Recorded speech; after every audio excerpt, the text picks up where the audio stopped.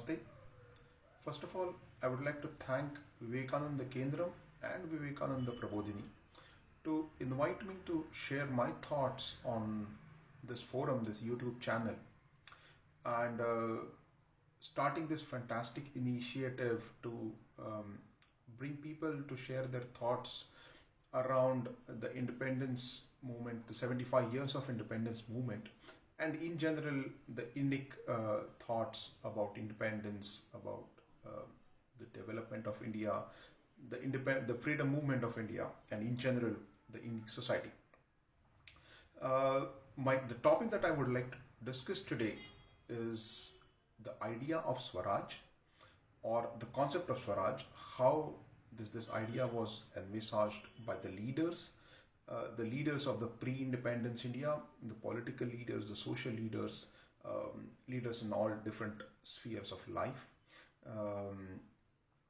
The leaders also, of course, post-independence, the early days of independence, those who did carry out the freedom fight, and then those who brought ahead the legacy of the freedom fight. What exactly was their idea of independence?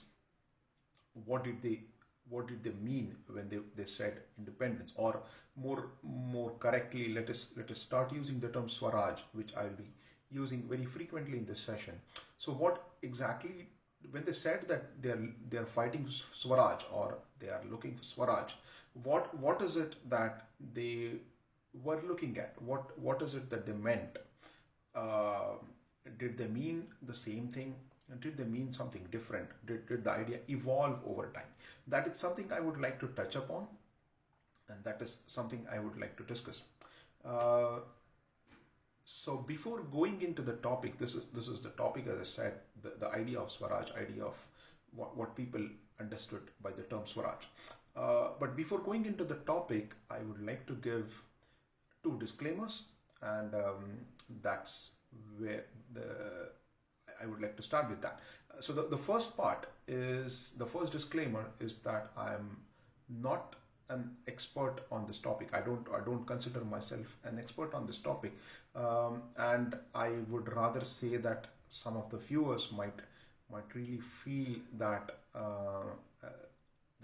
am I fit to present this topic in this series, which is really before me there have been real stalwarts talking in the series, and now I'm talking on the topic, and I myself am giving a disclaimer that I'm not an expert. But yes, that is the status. I would not claim that I have read everything on the topic that is ever said or discussed or said, but I'm presenting my view, or the way I understood this topic. The second disclaimer is a bit more important here, which is that I would also say that this topic, when I say that I'm not an expert on this, it is of course because of my limitation. It is of course because I'm not read everything, but that is also because this topic is not something which is a settled topic, which you can call a settled topic, which means that the topic is still under discussion, under quite an active debate. And why I'm saying so, that is the most important thing here, is that whatever I'm going to give a flavor here, don't take it as a final thing about the topic, final word about the topic, but rather the idea, or what I would want to achieve from this session, is that people get intrigued, people see the nitty-gritties, people see the details of this idea, and they themselves carry out this study further. I mean, this is something people should look at. Right? Don't consider this as a session by someone who has done a deep research on the topic and then presenting something, but rather a session by a person who has started reading on this, started doing my own research on this topic, and then I'm presenting my view of this as I saw the topic, and it is an infinite possibilities from here onwards. So it's not a settled topic. I would reiterate. So that is a second disclaimer I have, that whatever I'm saying is just one initial point of this. So take it as an initiation, not as a not as a final end point, but rather an initiation point. And very much welcome are the comments, the ideas further. And I must say that everyone who listens to this and finds interesting, please go ahead and do your own study of this topic. Enough of original disclaimers. Let me then start with what I want to say. So the idea of Swaraj is not a new, the word is not new. The word has been used quite frequently in the past. We know that. So Swaraj, Swarajya, all these words are, I would be using interchangeably, and yeah, that's how we take. The word Swarajya is not new. We know that when Chhatrapati Shivaji Maharaj formed his kingdom, or his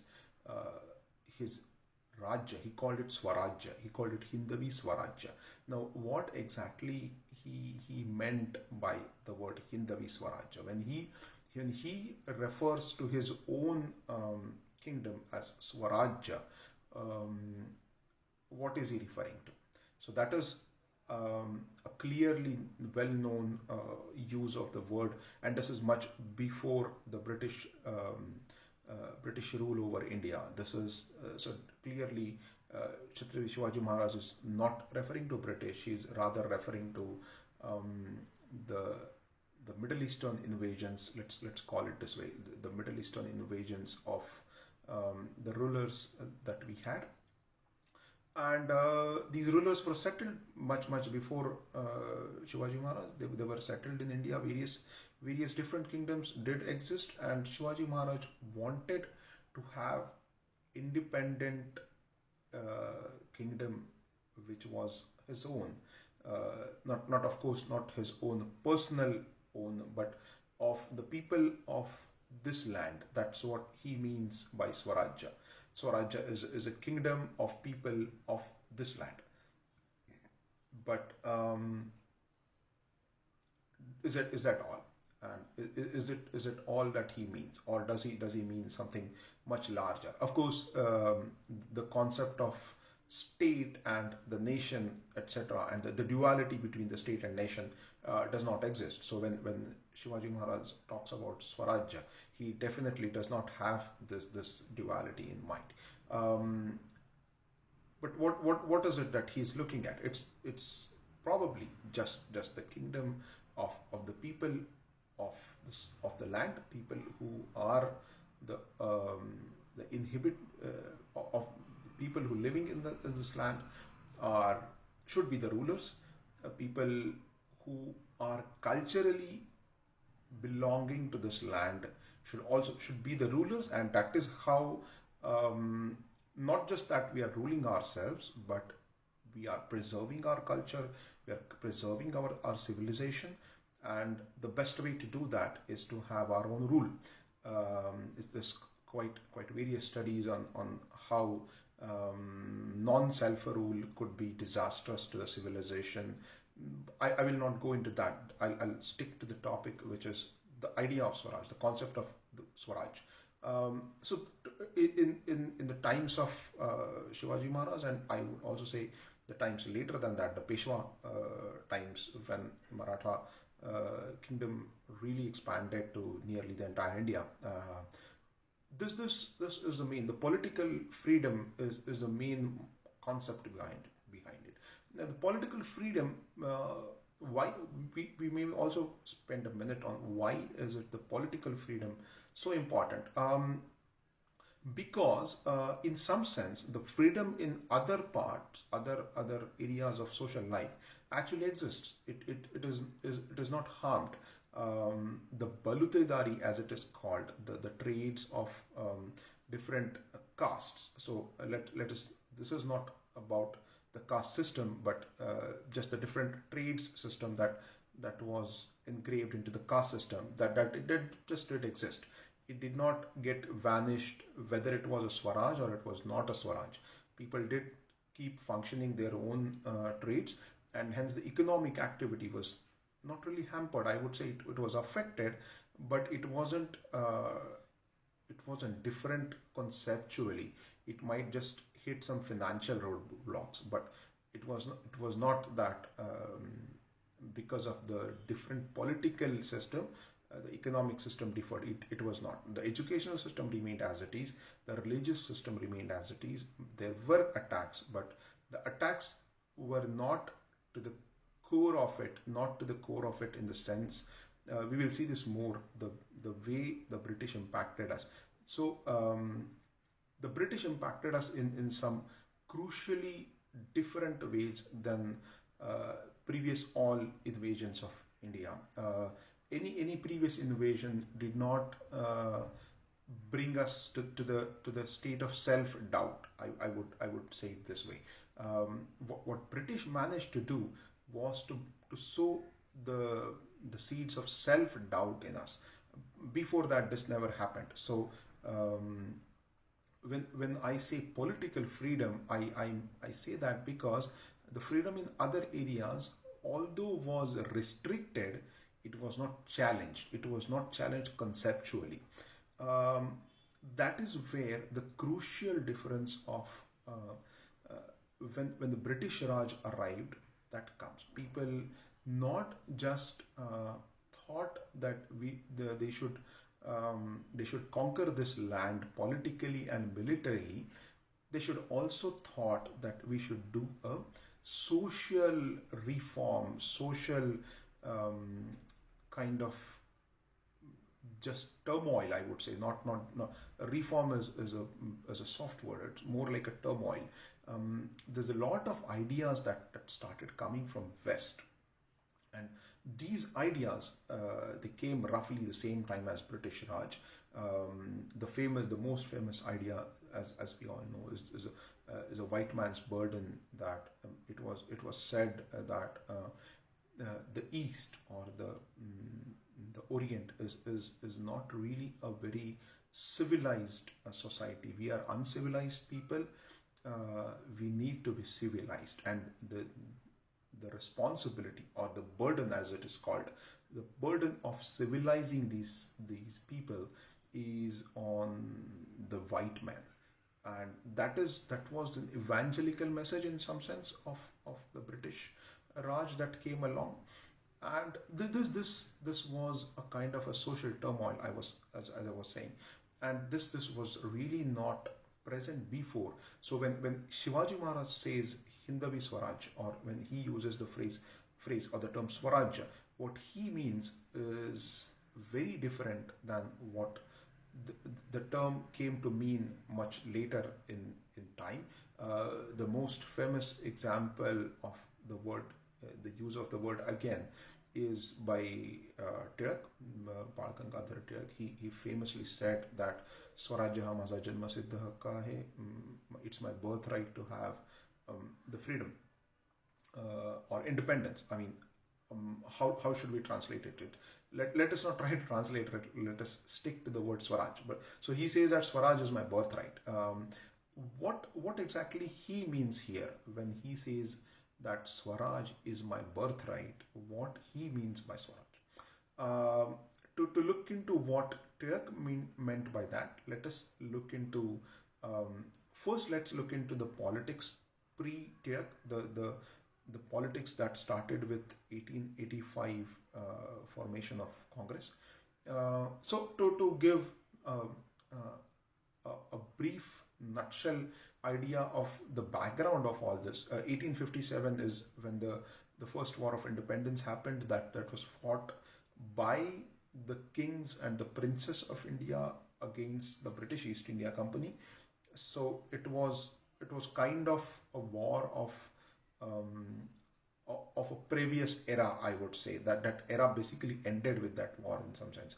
The princes and the kings became more like very much restricted to their areas.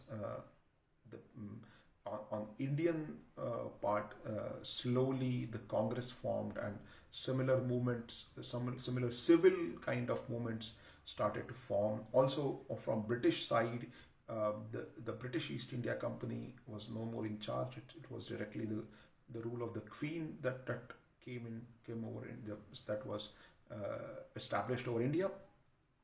So, in a sense, that was a very important event, and we can say that post that war of 1857 is this civil way of freedom movement has started in some sense. So, 1885 formation of Congress, people are more demanding not Swaraj, but more like a local independence. It is not really independence that they are looking at, but they want some kind of a say in a local affairs. They want their representation. They want their voices to be heard when managing the local affairs. But they are quite okay to be a subordinate of the Queen, kind of. Uh, what we call as a Mandalika Rajya of British. So India becomes Mandalika, but when that we should be given a kind of independence to run our own affairs internally, local affairs. That's what, and that too is not what we are demanding or what we are saying as a right, but we are saying that okay, now we are learned enough. Now we have had the school education of British. Remember, the British education has already quite established by late 19th century, and all the major leaders of this time are in some sense British educated. So they're saying that oh, now we are educated, now we can take responsibility of our local affairs. Please grant us the rights to do that. That's what the Congress is asking the Queen, or the Congress is asking the British to grant them. And this is the background at which Tilak comes and says that no, Swaraj is my birthright. He says that this is my birthright. That's where it's a stark difference in the politics, where now we are not saying that oh, please give us, but we are demanding. We are saying that this is my right, this is what I want, and this is you have to give me. If you don't give me, I'll snatch it from you. I'll just get it. And this is what Tilak is saying. But then what does he mean by Swarajya? Let's not again defocus from the main topic. The main topic is what exactly he means when he says that Swaraj is my birth. What exactly is that birthright? So if the best way to look at it is what he calls as Chatussutri. So Tilak has his politics are moving around the four pillars, or the four sutras, Chatussutri as it is called. And what is included in that? First is of course Swaraj. Swaraj is his central concept, but then he has Swadeshi into it.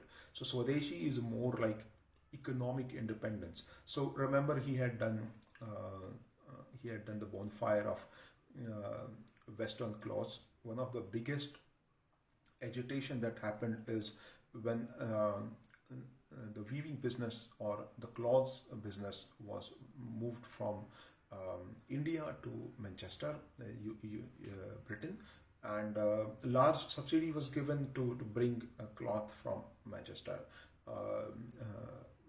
England, and rather economically or financially, the Indian weavers are left to die. They are not supported well enough. So as a result, there's a kind of a competition between these two, and Indians are not able to compete. So how to tackle that? So there is this Swadeshi movement. Swadeshi movement is more on the economic front of being independent. Then he also includes the Rashtriya Shikshan in this, the national education. So education is an important aspect. So this all is outside Swaraj. Swaraj does not include this in Tilak's concept. That's why it's the Chatussutri. Chatussutri has four sutras, and Swaraj is one of them. So if Swarajya is one of them, and Swadeshi and Rashtriya Shikshan are out of it, the education and economic front is out of it, what he is essentially saying is that my Swarajya is my political freedom. Again, Swarajya is a political concept. But it is a central concept. For Tilak, it is a central concept, and it is no more a kingdom kind of a concept. Swaraj it is not a kingdom of Indians. It is a rule of Indians, every Indian. So we also have a democratic idea of Swaraj here. So prior to this, probably democracy was, although conceptually known, it's not in practice in India much. It was more kingdoms, kings and princes everywhere.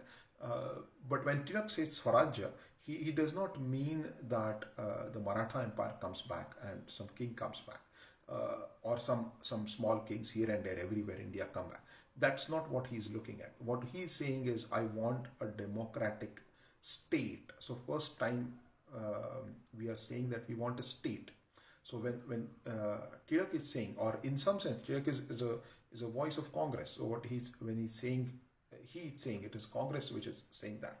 So when Congress is saying Swarajya, or Tilak is saying Swarajya, they are looking at democratic, independent state.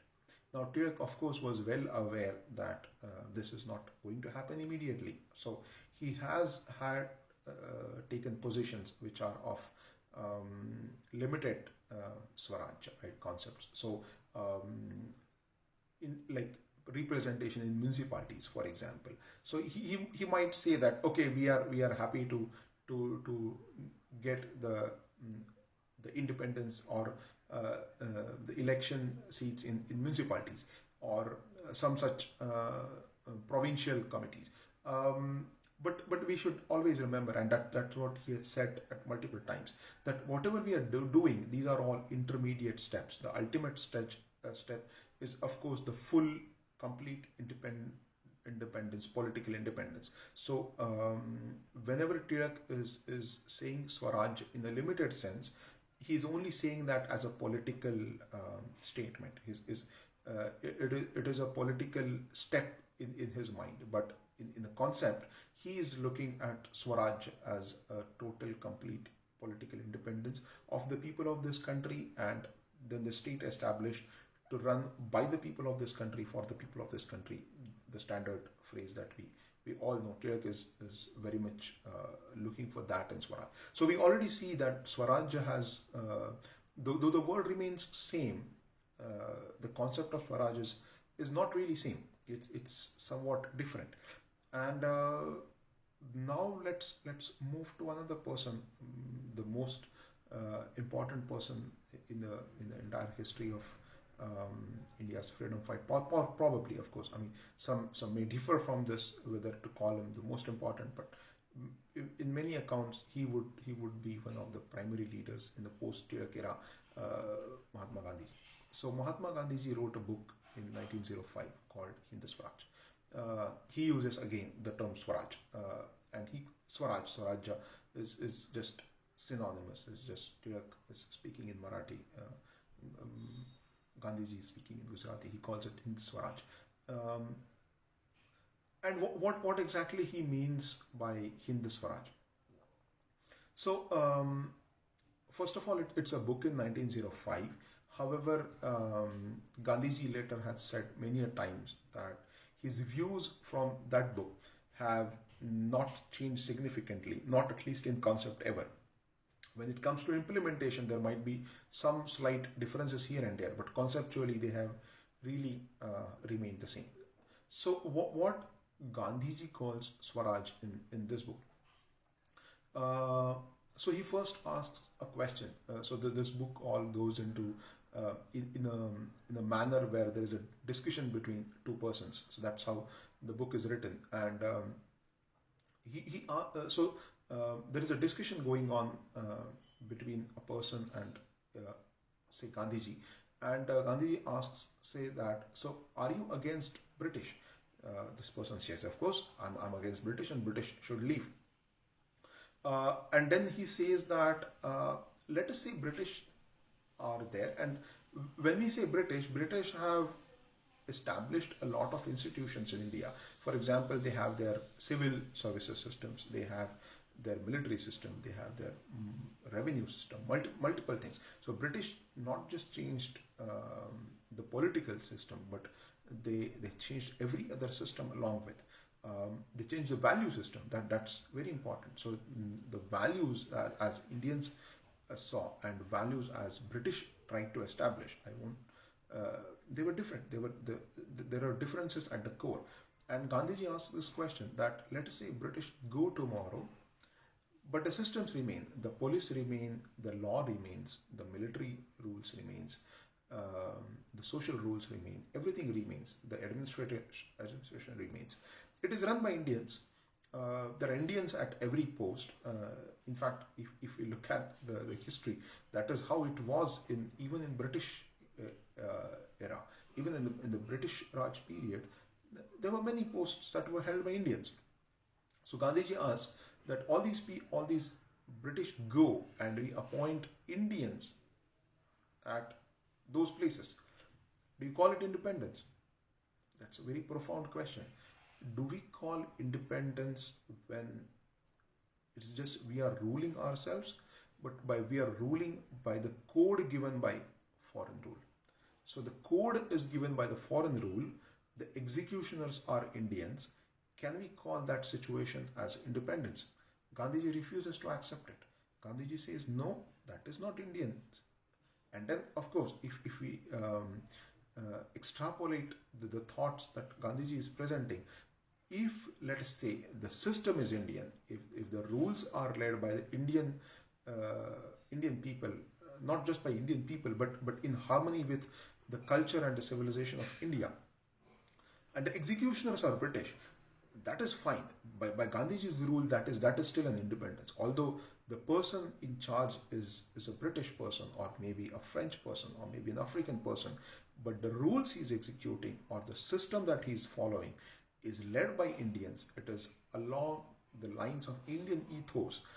Then we can really call that system an independence. So it is not the nationality or the birthplace of the person that matters, but the way the systems are designed. Are they aligned with the ethos of this country, the ethos of this culture, the ethos of this civilization?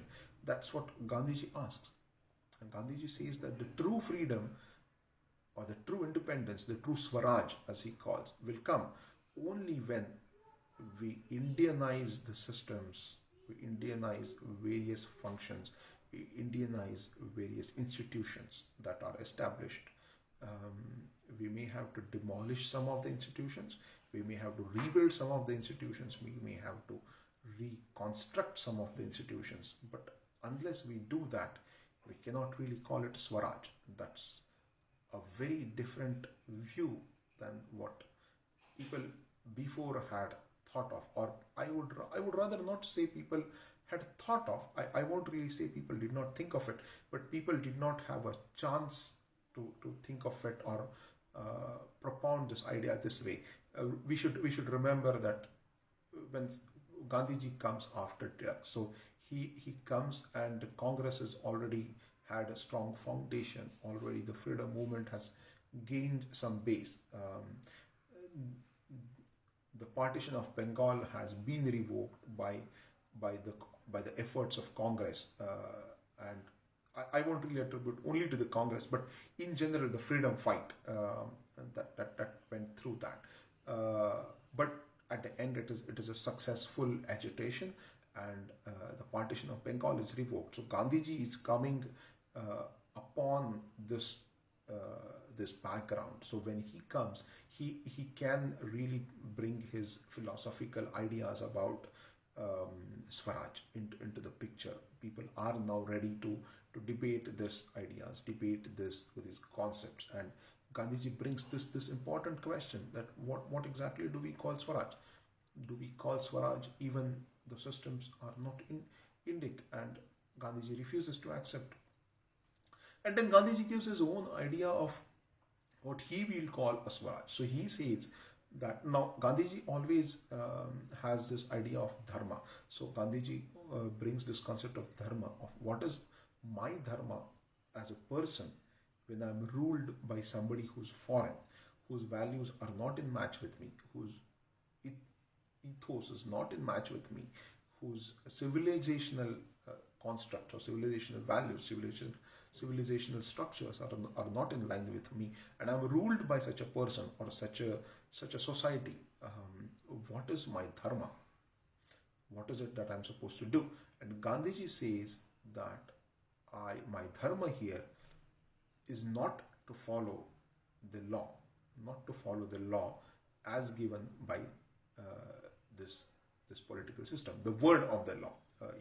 He of course is not saying the law in general, but in a specific sense of the political system and the word of the law as given by this political system. It is my dharma not to follow it, and that's where this whole movement of civil disobedience comes from. So he says that it is my dharma not to follow it.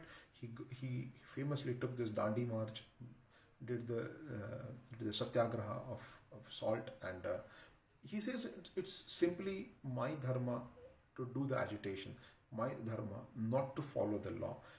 And then he brings his idea of Swaraj. He says that if I am a free person, if I am an independent person inside me, if I know that I'm not bound by this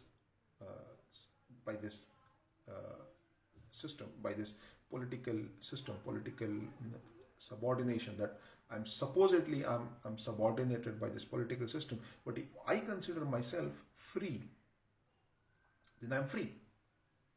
And if everybody realizes that, that's the Swaraj. If everybody realizes that they are not bound by this rule, by this foreign rule, they are free, they are having their Swaraj. And once we do that, we already got Swaraj. There's nothing to be done. There's no animosity towards the foreign rulers. There's no animosity towards the persons. This is a subtle thing that Gandhiji brings in. There's no animosity towards the persons. And of course, there is no need to have any animosity towards the non-living laws, but then we are simply not following them. So I'm not against the British, I'm against the British Raj. That's how Gandhiji puts it. I'm not against the British. I don't want to revolt against British. I just want my own independence, my own Swaraj, and which is in the thoughts. My Swaraj is in my thoughts. I consider myself as a free citizen, not bound by the law that is given by this foreign rule.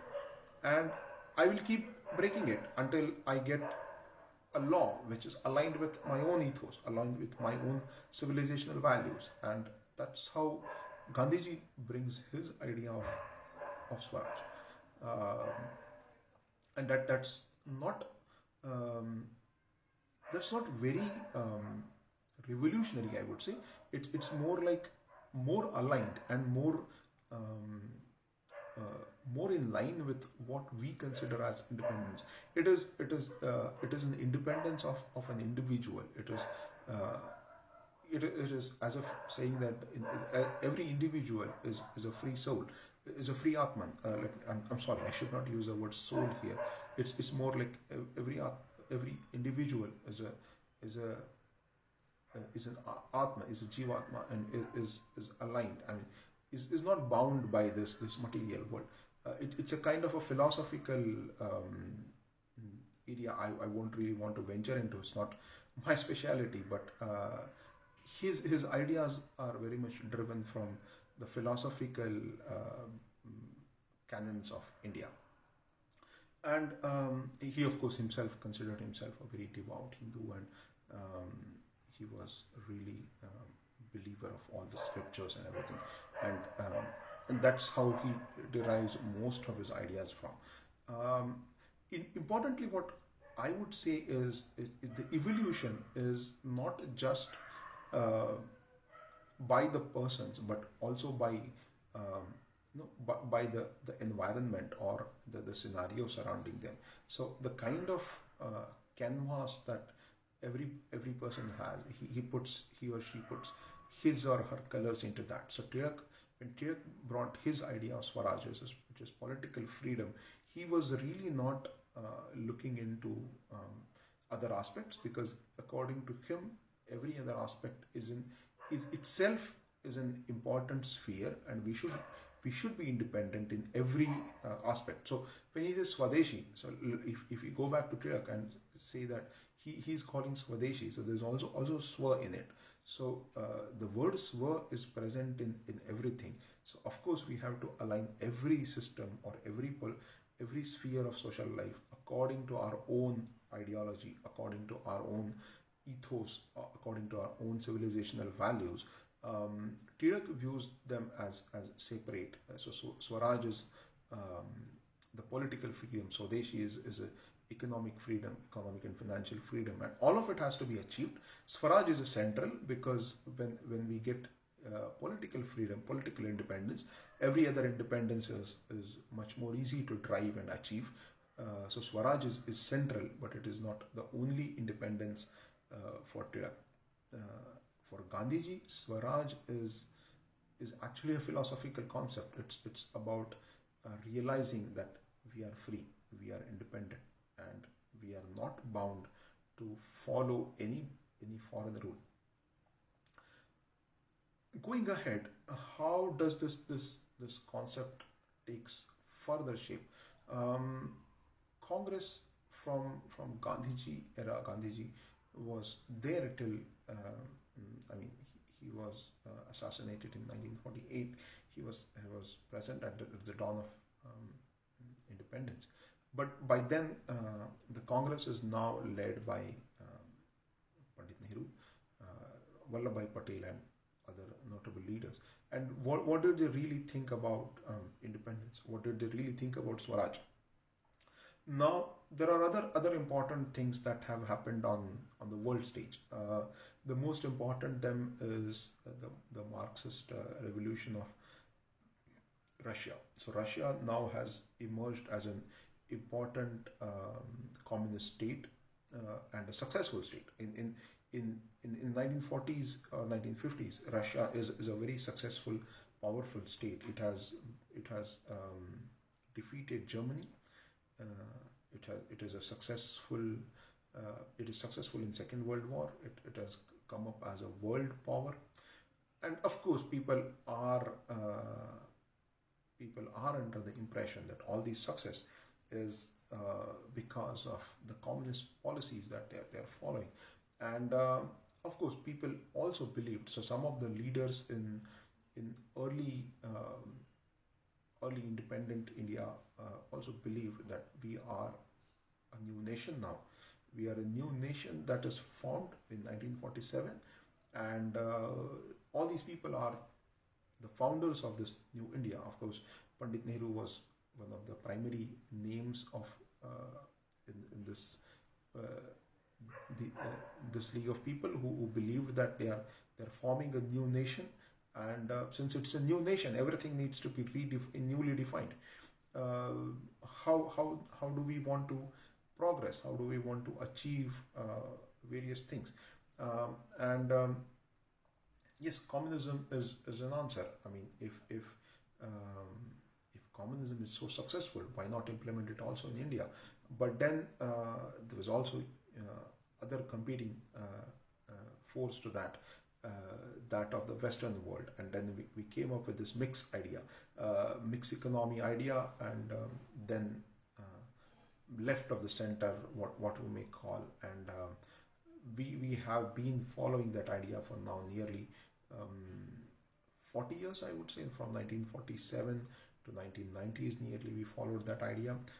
I won't go much into the recent history of India, but I would rather go into how conceptually the idea of independence or idea of Swaraj was different in minds of people. So this first kind of a people was these people who believe that we are a new nation, and we need a new set of values, new set of rules, new set of ideas to be us. So there's no us before. I mean, there's no idea of us before. We need to define that. Since we are defining it, let us look at the world. Let us look at what the values the world is following, and then try to imitate the best we could. Of course, this is one view of looking at the idea of Swaraj. The other view, which was quite strong back then and is still growing, is the idea, no, we are not a new nation. We have been subordinated and subjugated for quite a long period, especially the British period, and which I said in the very beginning that one of the traits, one of the things that the British did was to totally upheaval the social systems of India. Nothing of the public memory was clear now. There was no clear idea of how different systems functioned in India, because nearly every function, every system was broken, and in place the European systems were tried to implement. As a result, by 1947, when we are independent, many of the systems are broken, or even if they are in the memories of people who tried to maintain them in whatever meager ways they could, and it is really not in a shape to re-establish. However, people felt that this is the way we were, and this is the way we should be. May not be exactly. It's of course not possible to be exactly same as in we were in 17th century, as in the 20th century. We should mold it to the times, especially the progress in science and technology must be embraced. But then, what exactly should be the correct way of looking at it? People were saying that there is a way to look at everything from Indian perspective and bring in the Indian value system into everything, bring into an Indian concept of independence or Swaraj. And then this line of thinkers is actually not just post-independence. That this goes much before the independence. Maybe we could start right away from Swami Vivekananda, who brought this idea that India as a motherland and as a fountain of knowledge, etc., who can shine in the world on its own footing, and then a lineage of people. In some sense, Tilak, Gandhiji, Maharishi Aurobindo, all of these people were in that line. But in a sense that post-independence, or we can say around independence and post-independence, the prominent holders of these views were Savarkar. Mainly, Savarkar was strong. Had a strong argument that this is not a new nation. We are an old nation with a civilization that has lasted thousands of years, and it has its own values. We should try to revoke that. And then RSS, Golwalkar Guruji again was of the same view. So there were many people. We can generically call them as a nationalistic people who held the view that India is not a new nation, and if we want to rebuild, it has to be rebuilt on the ethos of this country. This was the second competing idea of Swaraj, I would say, in the post-independence time. This was another idea that was floating around, and it had some grounds. And then there were many other ideas, like what exactly is a Swaraj for the people of India. Like, is it a Swaraj of a few ruling class people, as it was? I mean, it was quite rightly feared, I would say, that pre-British, the political power of India was concentrated in the hands of few, and it was quite rightly feared that will it be the same situation in the post-independence India, and people believed that this should not be the case. Not just that it is not, but it should not be. So, and in fact, many leaders in the social sphere, be it Dr. Ambedkar, be it Savarkar, be it other leaders from different states, they said that no, the freedom or the independence, the Swaraj, is a Swaraj of all. So that is another idea, that Swaraj is whose Swaraj is it? That's the question some people asked. And when I'm saying it's so that here again I would go back to the second disclaimer, that it's an open field. So what exactly people around 1940s or 1950s thought about Swaraj, when they thought about Swaraj, what kind of questions they had in mind? when we actually got independence, how we should build this nation up, what questions they had in mind, how their idea of Swaraj is. All this one should look at, and how exactly did it influence the shaping of today's India. One, this is an important topic, especially because of this, the idea of Swaraj that people had in their mind, the leaders of India had there in mind, has actually shaped today's India as we see it. So that's one of the reasons. I would also quote some works in this. So I would quote two people. One the first is Dharmapalji. Dharmapal was a Gandhian historian. He was a disciple of Gandhiji, and he studied extensively the 19th century, early 19th century India, and various systems in it.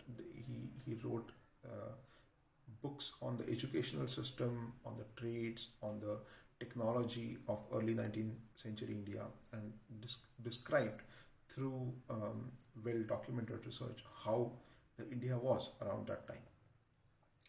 And what he says about the post-independence India is that the leaders of post-independence India did not really have any respect or any value for what was Indian, whatever was Indian value system, especially the Congress leadership. When he's saying the leaders of India, he meant the Congress leadership. So Congress leadership had they had no outlook like this. So Gandhiji was saying that so Gandhiji's idea of Swaraj is being aligned with my own ethos. The leadership of Congress did not really align with this, and they wanted to be totally different from this line. Although it was Gandhiji's, many of them called themselves as disciples of Gandhiji. They quite starkly differed from the ideas that Gandhiji had put.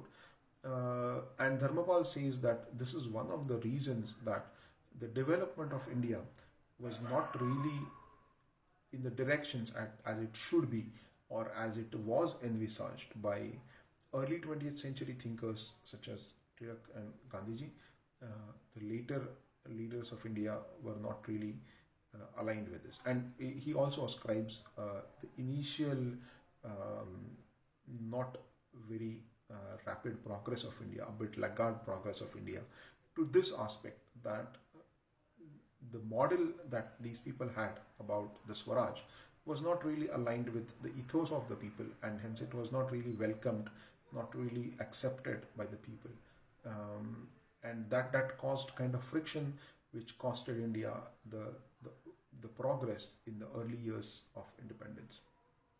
That's his view, of course, but it has some merit to it, must be investigated, must be researched further. But it's interesting view that he presents, that this is what this is what happens when the ideas of independence or the ideas of Swaraj in the minds of people are not aligned with the minds of the leaders of India, or if the leaders are not taking into cognizance what people consider as Swaraj. Another name is I would want to discuss here the ideas is Dr. Rakesh Sinha, who wrote who wrote this book of ideas in Swaraj. So he also ponders over this theme quite a bit. What exactly is a Swaraj? Is the idea of Swaraj, and he also gives reasons that the political leadership of India was not really aligned with the value systems of India, and then he also ascribes it to the fact that many of them were actually trained in the British system.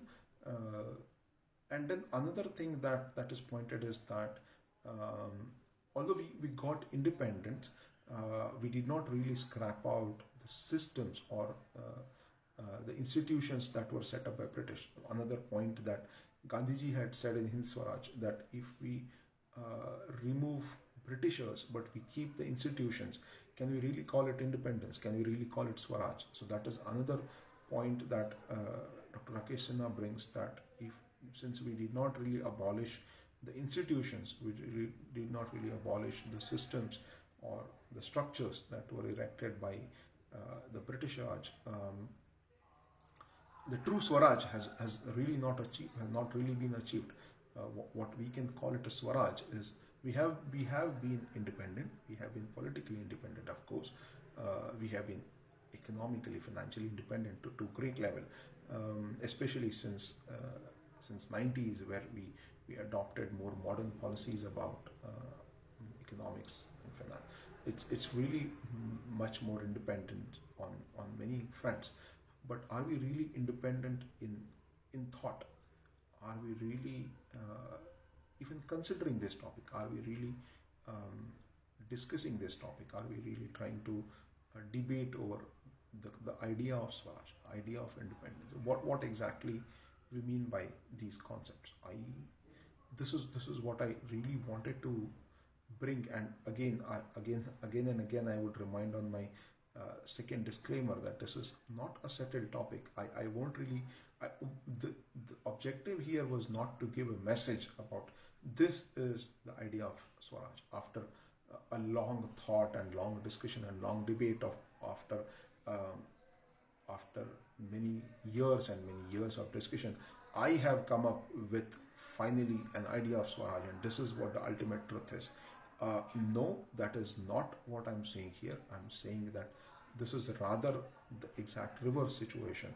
More and more people should debate about it. More and more people should discuss this idea, and in academic discussions as well as in people's discussions, people should question this: that what exactly is Swaraj? What exactly is it meant by independence? We are today in the 75th year of independence, India's independence, 1947, 2022 we are looking at, and it's been 75 years. We have achieved a lot of things, of course, and in many fronts, not just political, economics, etc., but even in education, in military, in healthcare, in multiple areas, we have achieved quite a lot of feats. But now maybe it's a time to ask again, take a step back and ask again the question that we achieved a lot, but did we achieve what we wanted to achieve? And to answer that, we first need to redefine and reassess what is it that we wanted to achieve. When we said that we want Swaraj, what we meant by Swaraj, what is it that we wanted to get when we said we Swaraj? And that's what that's where I would want to end this. After all this, I would still say that the question is open. After this 50 minutes of talking, I'm still looking for the answers, still looking for the right answers, and that's what we should all do. So that's all I want to say. I would really urge you to. I would really suggest you to dig further and look into the topic, see what you can do. It's really everybody should do this journey. Thanks once again to Vivekananda Kendram, Vivekananda Prabodhini, for giving me this opportunity to present this these thoughts that I have on the topic, and I would stop here.